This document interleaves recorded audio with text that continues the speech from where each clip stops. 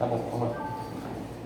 Bom dia, somos alunos da FASEC, Faculdade Serra do Carmo, do segundo período matutino, e viemos aqui entrevistar o diretor Vilmar, da Indústria, Comércio e Serviços, da Secretaria do mesmo nome do Estado do Tocantins. E a gente vê aqui a ordem do nosso professor Thaleson, de Economia, e queremos aqui com o senhor fazer algumas perguntas a respeito da economia do nosso país. A primeira pergunta é o seguinte, senhor Vilmar: as 4 reformas que o governo está tomando da economia são as soluções? Bom dia, ajudando vocês um pouquinho, né? Eu sou economista, sou formado em Direito, não sou advogado, mas sou bacharel em Direito e sou contador também. Aqui na Secretaria eu estou diretor de Indústria, Comércio e Serviços e eu sou gestor público de carreira, sou servidor público de carreira, estou no final da carreira, inclusive, já terminando a minha cota de contribuição. A questão de que as 4 reformas que o governo está tomando da economia são a solução, a resposta de uma forma não muito específica, que não dá para responder de forma específica em função da forma da pergunta, mas tem o seguinte: sim, as reformas são a solução para o país, sim, desde que combinadas com uma governança ética, uma governança eficaz e uma governança transparente para gerar credibilidade nos mercados nacional e internacional. O que quer dizer isso? Que se o governo fizer as reformas e não agir com ética, né, com responsabilidade, com transparência de forma eficaz, não vai dar resultado nenhum. Tá? Se nós tivéssemos feito essa reforma no passado e com o governo que tivemos, nós estaríamos onde estamos ou pior. Então, é importante entender que uma medida só não resolve o problema. 2 ou 3 ou 4 medidas também não. Só se resolve o problema se tomarem medidas de governança, medidas de um jeito de gerir o setor público da forma que está preconizada na lei. A lei está dizendo como é que tem que ser governado. A lei está proibindo todas as formas de desvio do recurso público. Tá? E quando isso não é obedecido, né, não tem os resultados para a sociedade que a lei preconiza, que a lei determina que tem que ter, né, o benefício da sociedade, que todo o benefício do recurso público, né, dos recursos advindo das relações do setor produtivo com o setor público, que o setor público obtém receitas originárias do setor produtivo. Tá? Os trabalhadores, né, as empresas, os negócios do Brasil nas relações internacionais, todos eles geram recursos para o bem da sociedade brasileira. Tá? O setor público, por exemplo, é remunerado, servidores públicos, né, de todo gênero, do menor ao maior, remunerado com dinheiro público que deve ser revertido em benefício da sociedade. Certo, senhor.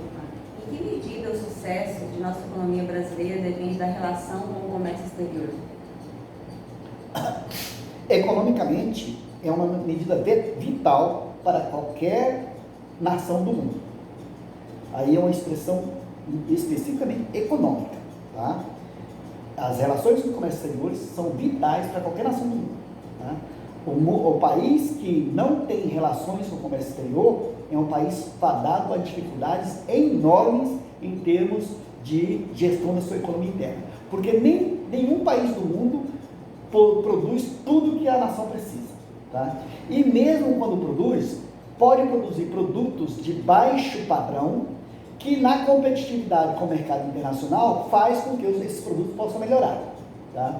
Bem, melhor dizendo, o estado do bem-estar social, quer dizer, os benefícios que as relações de comércio exterior trazem para uma nação, tá?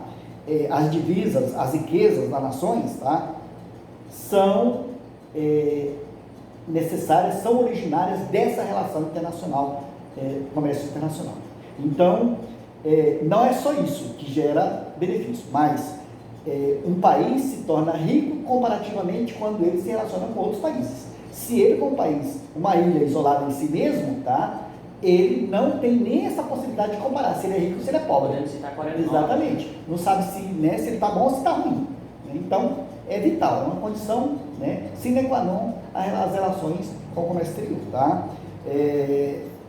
Essa relação, né, do comércio, relação de transações, relação de diplomacia, todos esses aspectos, eles são vitais. Tanto é que, no mundo inteiro, a maioria dos países possui embaixadas ou consulados, né, na maioria dos outros países. Assim como no Brasil, temos embaixadas e consulados de quase todas as nações do mundo. Então é importante, isso dá para perceber a importância que existe, né, as relações internacionais, as relações de comércio exterior, tá, para uma nação qualquer. Na sua opinião, qual é o setor que mais auxilia no crescimento brasileiro?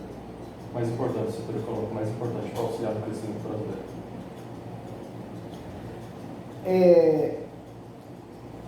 Toda nação grande, essa pergunta 3, não é? Isso. Foi colocado escrito aqui que qual o setor da economia mais importante para puxar o crescimento brasileiro. Isso. Tá? Especificamente sobre a forma, você fez uma pergunta que muda um pouco a conotação.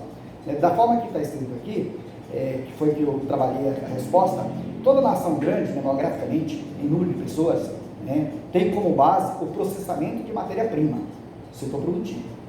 Então, quem é o maior país do mundo economicamente? Né?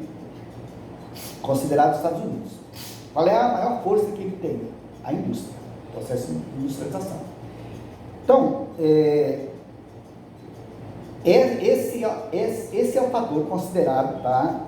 Embora não só para a economia brasileira, tá? Para o crescimento brasileiro, tá? Não só para o Brasil, para qualquer nação. Toda nação grande, com grande contingente de público, demograficamente, né, populosa, tem como prioridade o processo industrial. Hoje, temos uma tendência de mudança para isso, mas hoje ainda é isso. Né? A realidade é que hoje ainda é isso. Pode ser que daqui a um tempo tenhamos outros elementos que venham a ser mais fortes. Por exemplo, tá? Nações pequenas têm como base hoje, tem até nações pequenas que têm como base hoje a tecnologia. Tá? E hoje, essa tecnologia ela é imprescindível para toda e qualquer nação. Mas, eu não sei se vocês já ouviram, provavelmente vocês já leram, já ouviram alguma coisa, tem algumas nações na Europa hoje, né, que são países recentes, aqueles países que eram de economia fechada e que se abriram e implantaram modelos de economia completamente voltados para a tecnologia. Tá? E esses países estão dando certo. Através das receitas de tecnologia, eles se abastecem e atendem todas as necessidades da sua população, tá? Importam tudo que os outros produzem, que eles necessitam, tá? Através de trabalho, conhecimento e exportação de tecnologia, de serviços de tecnologia. Então, hoje temos esse país, alguns países da União Europeia que tem essa força, e temos a Índia despontando de uma forma muito expressiva, né, nesse segmento. Então, é preciso entender que a indústria é uma força derivada do desenvolvimento da indústria mundial, né, da revolução industrial, tá? E que hoje nós estamos numa fase de revolução que chama indústria 4.0, e no pós-indústria 4.0 temos aí a indústria de serviços, né, que é considerada uma derivação da indústria 4.0, e esse modelo de industrialização também, esse modelo de desenvolvimento também, ele é considerado hoje altamente importante. Agora, é preciso entender o seguinte, que se não houver em outras regiões do mundo alguém processando, transformando matéria-prima em produto, especialmente alimentos, nem esses países não tem como, para quem vender suas riquezas tecnológicas, o resultado dos seus produtos de origem tecnológica. Então é importante compreender isso. Não basta dizermos, não, então nós também, o Brasil também vai se transformar num país de desenvolvimento só de tecnologia. Vamos trabalhar com o Brasil para trabalhar só com tecnologia. Olha, nossa vocação é muito a questão do alimento. Então, se nós temos essa vocação, eu acho que devemos continuar aproveitando isso.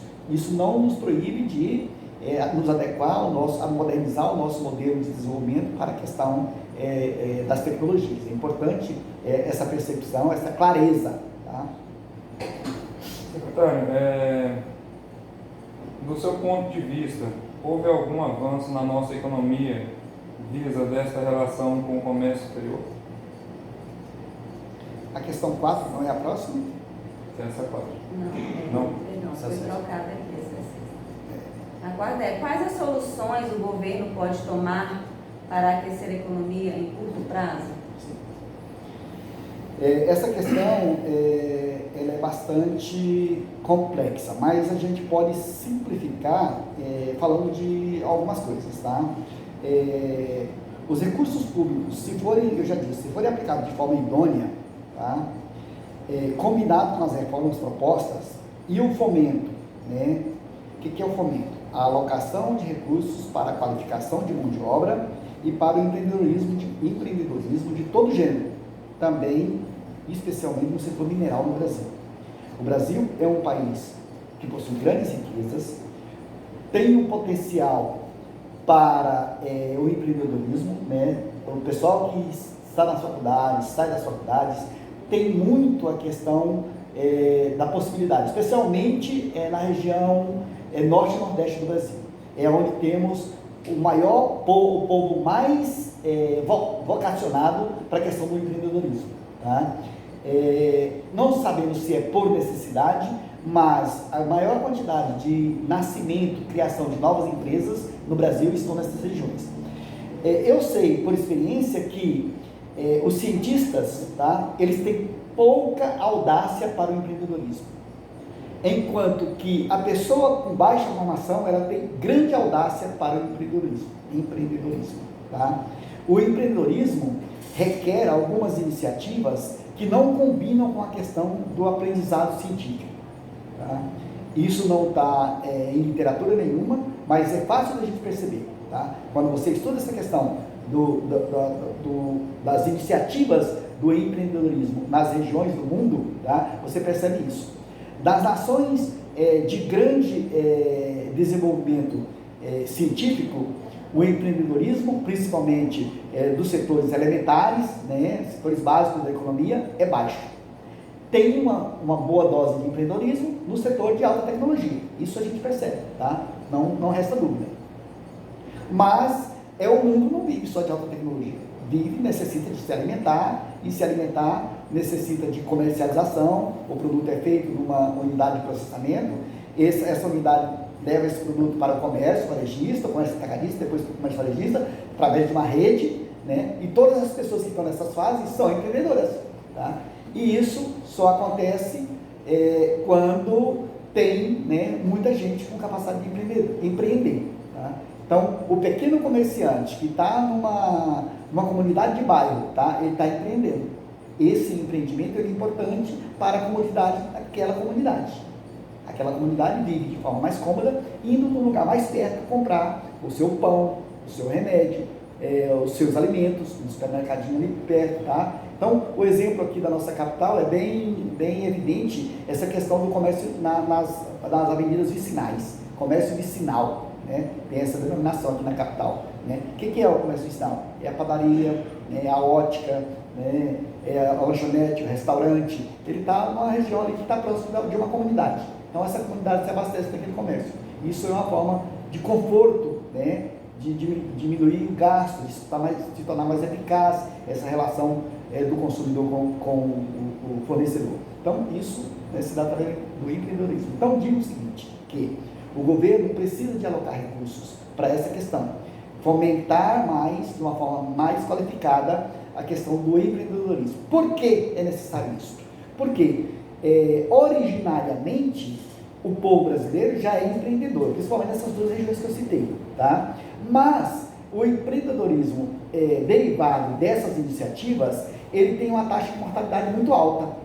Então, quando o governo alocar recursos para esse pessoal se tornar mais bem qualificado, aprender a gerir o negócio, aprender a gerir dinheiro, aprender a gerir estoque, aprender a fazer formação de preços, né? Todos esses aprendizados, se ele souber, ele vai ser uma empresa mais equilibrada e mais durável, né, no tempo. Vai diminuir essa taxa de mortalidade, tá? Então, é uma empresa mais perene, e sendo mais perene, mais constante, isso faz com que as empresas tenham uma taxa de vida maior e os negócios se tornem mais equilibrados, mais estáveis.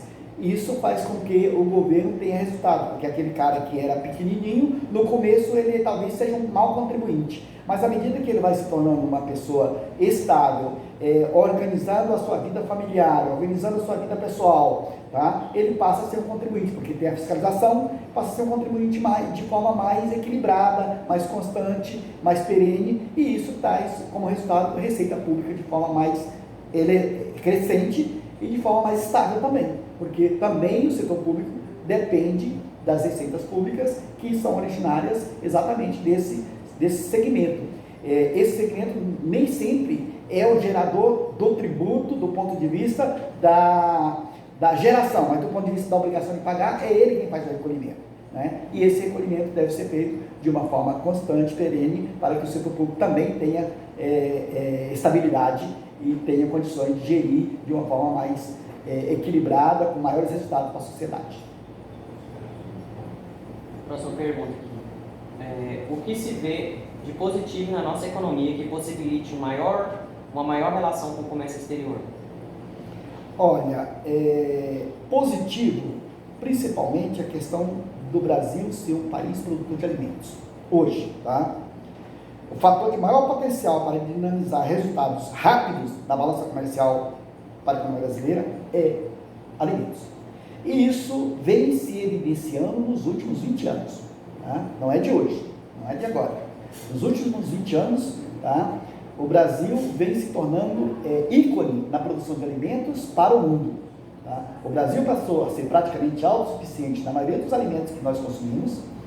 É lógico que eu tenho castanha do Pará, que é brasileira, disponível no mercado, e tenho um monte de castanhas importadas, né? Um monte de produtos são importados. Mas cada consumidor, de acordo com o seu poder aquisitivo, tem a opção. Eu posso comprar castanha importada, e eu gosto de castanha importada, eu vou consumir castanha importada.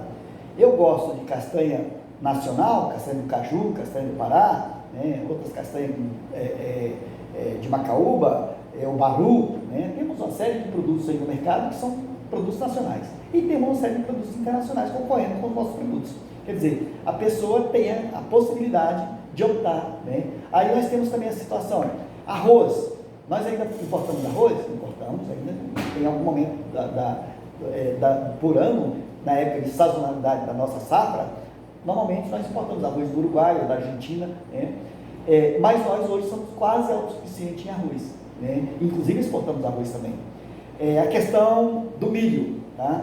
Já somos autossuficientes. A questão do trigo, tá? Já estamos, né, em situação de estabilidade, raramente num momento ou no outro, como quando temos quebra de safra, precisamos importar, mas na maioria das vezes já conseguimos autossuficiência e não precisamos importar. E no momento, no tempo recente, 15, 20 anos atrás, nós importávamos 60%, 70% da nossa necessidade.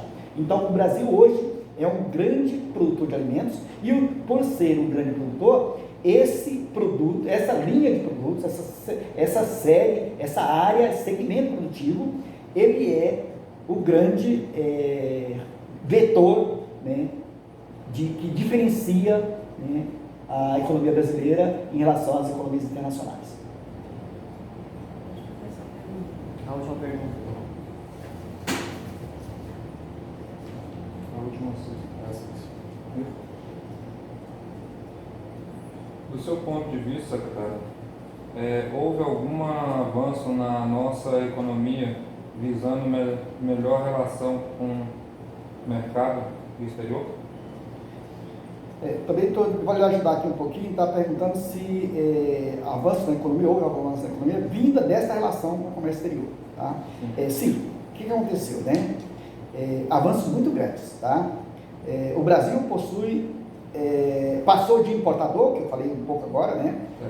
De diversos produtos alimentícios, de consumo geral do povo brasileiro, para grande exportador de uma extensa pauta de produtos nas últimas décadas. Vem gerando expressivos e sucessivos resultados na nossa balança comercial, que historicamente era deficitária. Então o Brasil tinha uma balança comercial com saldo importação valor maior do que o valor das exportações. Isso chama balança comercial deficitária, né? Essa balança comercial deficitária, ela perdurou por longos anos na economia brasileira. né? Nos últimos 20 anos, o Brasil vem dando a volta por cima e houve grandes avanços na economia, né, advindo disso. O que gerou, então, isso? Olha, gente, gerou uma quantidade de empregos de bom nível, de altíssimo nível no Brasil, tá? Pessoal que trabalha com a área de exportação, né? Hoje nós temos, no governo federal, nós temos umas 6 áreas que cuidam da questão das relações com a exportação, advinda desse fortalecimento das relações comerciais internacionais do Brasil, aonde o Brasil passou de, né, deficitário para superavitário. Então, a carteira de comércio exterior, que é a CACEX, né, a APEX, Agência de Promoção de Exportações do Brasil, né, a SESEX, Secretaria de Comércio Exterior, e uma série de outros órgãos, o Ministério de Relações Exteriores, tem uma série de departamentos dentro dele para facilitar essas relações com o mundo. Tudo advindo disso. Isso eu estou falando na área de governo federal. Mas as empresas, né, Perdigão, que teve inserida em escândalos terríveis, a Perdigão, esse é a síntese, né, a holding, mas eu falo das empresas. A Seara, a Sadia, Perdigão, a Sadia, né, elas são empresas, e assim como ela, muitas empresas, tá? Assim como as tradings que estão no Brasil, né, geram uma quantidade de empregos enormes, né? Por quê? Porque essas relações hoje são proativas e são benéficas para a economia brasileira. Então, em função disso, tá, surgiu, né, um nível de empregabilidade, um nível de negócio, um nível uma ambiência de rentabilidade dentro do mercado nacional, originário dessas relações, né, desse avanço da economia brasileira na relação com o comércio exterior. Então, existem muitos benefícios e os benefícios são extremamente proativos, são positivos do ponto de vista resultante desta relação do Brasil com o comércio exterior. Muito esclarecedor, seu Vilmar. Quero agradecer aqui ao economista Vilmar pelo esclarecimento. Tenho certeza que vamos passar adiante e será assim, de muito benefício para o crescimento dos nossos colegas do direito. E quero agradecer realmente pela atenção, pelo momento a nós dedicado. Eu agradeço também a oportunidade que vocês me deram. Eu já disse para vocês e quero reiterar aqui para os demais colegas que estão lá, que eu tenho uma larga experiência com a questão de entrevistas para os veículos de comunicação e nunca recebi perguntas tão bem elaboradas quanto a equipe de vocês fez para trazer a mim. Tive a grande satisfação e tenho orgulho de poder estar colaborando, ajudando, né, a FASEC, né, e os aprendizes, né, os alunos. Eu não gosto da expressão alunos, melhor os estudantes, né, os aprendizes, né, os acadêmicos da FASEC, porque vocês estão levando uma experiência que no curso de Direito não é comum, tá? Informações da área econômica, da área das relações internacionais do país, não é normalmente uma matéria, né, que é comum aos demais cursos de Direito do Brasil. Estou gostando de ver, parabenizo aos dirigentes da faculdade, parabenizo aos professores que ajudaram vocês a concatenar essas ideias de se fazer, trazer informações para dentro da faculdade a respeito dessas relações do Brasil, né, com o comércio exterior, porque realmente é de uma importância fantástica essas relações, e os resultados dela para o Brasil hoje são extremamente importantes, e os empregos que talvez vocês mesmos poderão estar trabalhando para uma trade, para uma produtora, para uma indústria, para uma unidade de processamento, ou mesmo para uma empresa de comercialização de produtos nessas relações com o comércio exterior. Isso precisa de profissionais, o mercado desse segmento precisa de profissionais bem qualificados, que compreendam isso, né, e que vislumbrem nesse meio a oportunidade de negócio, a oportunidade de atuação profissional, que é o caso que vocês poderão estar se especializando e se tornando profissionais que possam vir atuar nesse negócio, e que é um negócio que remunera com justiça, tá? Eu acho que a iniciativa de vocês é muito positiva, por causa de que vocês estão vendo exatamente um novo mundo, descortinando um mundo para vocês estarem atuando profissionalmente. Felicidade para vocês, sucesso. Obrigada. Obrigado. Bom dia.